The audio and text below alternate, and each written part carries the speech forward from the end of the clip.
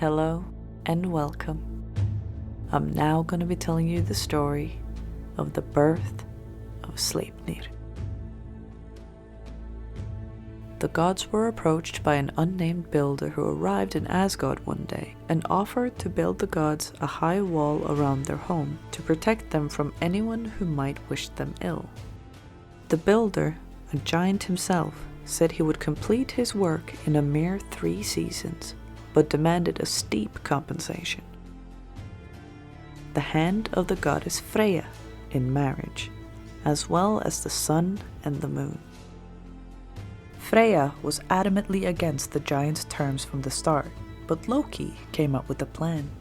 The builder would get what he wanted, but only if he could complete his work in a single winter, with no aid from anyone but his horse. After much deliberation, the gods considered Loki's plan. Of course, the gods had no intention of ever actually giving Freyja away, nor the sun and the moon. They thought that the task they had demanded was impossible. The builder agreed to the condition that he could only have the help of his horse Svadilfari, but asked the gods to swear oaths to ensure that if their conditions were met, they would fulfill their end of the bargain, and that he himself would be safe in Asgard while he worked.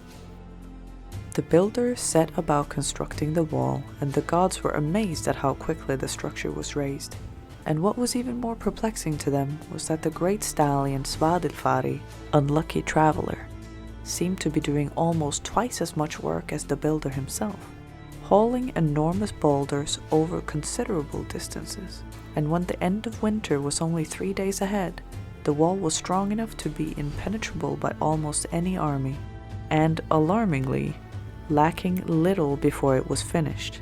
Only the stones around the gate had yet to be put in place.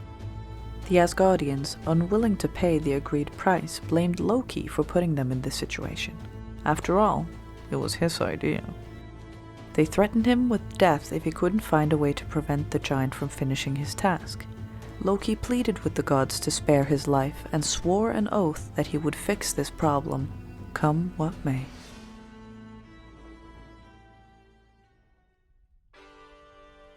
That night, the giant and Svadilfari ventured into the forest in search of stones. Along their way, a magnificent mare, who was none other than Loki in disguise, whinnied to the stallion from a short distance away. When the stallion saw the mare, he was filled with lust. He snapped his reins and bounded into the woods after her. The mare ran all night, and all night Svadilfari chased after her. The morning came, and the giant's horse was still missing, and the now despairing giant knew that there was no way that he could finish the wall in time. The deadline came, and the wall was not finished. The Asgardians then paid the giant's wages in a way they deemed he deserved, a fatal blow of Thor's hammer. The heavy blow killed him instantly, the force sending his body flying to Niflheim and cast tiny pieces of his skull across the 9 realms. A celebration was in order. Strangely, Loki was not around to be praised for his part of luring away the horse Svadilfari. Nobody knew where he was. Although there were those who spoke of a magnificent chestnut mare seen on the meadows beneath Asgard.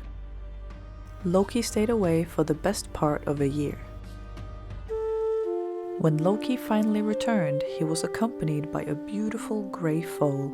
It had 8 legs instead of the usual 4, and it followed Loki wherever he went, nuzzled him, and treated Loki as if he were its mother, which, of course, was the case.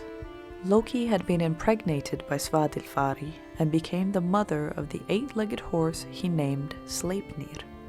Sleipnir grew to become a huge grey stallion, the fastest and strongest horse that ever had been and ever would be. A horse that could outrun the wind.